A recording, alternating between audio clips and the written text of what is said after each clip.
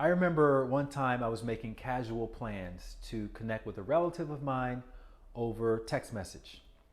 And the way that he was responding to my messages, he was leaving out what I thought was crucial information. Let's just say that. And it seemed like he almost didn't want to meet up, which was odd because he was the one who invited me to go out.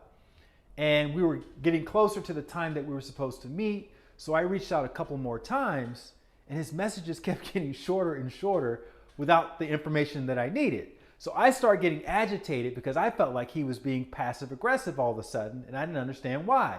And I created this whole story around what could have been happening and why I didn't want to go out in the first place and what his flaws were. Anyway, we eventually realized that the passive aggressive comment was actually the result of an unintentional autocorrect. So basically, there was an autocorrect in his very first message where it replaced one word, which then gave the rest of the messages an entirely different meaning in my head.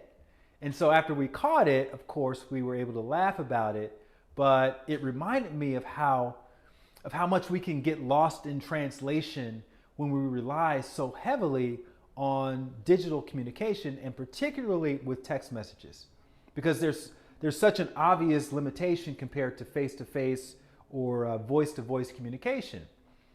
And he and I were just making casual plans, right? It wasn't even like we were having some serious discussion about something, and it still went south very quickly. And I'm bringing this up because the other day, a friend of mine was having this very heated exchange with somebody over text message. And I said to him, why don't you just call the person? Which he eventually did.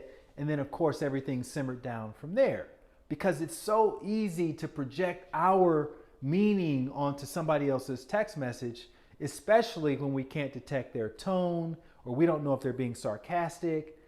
And God forbid some word got mistakenly autocorrected. So if you're texting and upset right now, I'll say the same thing to you.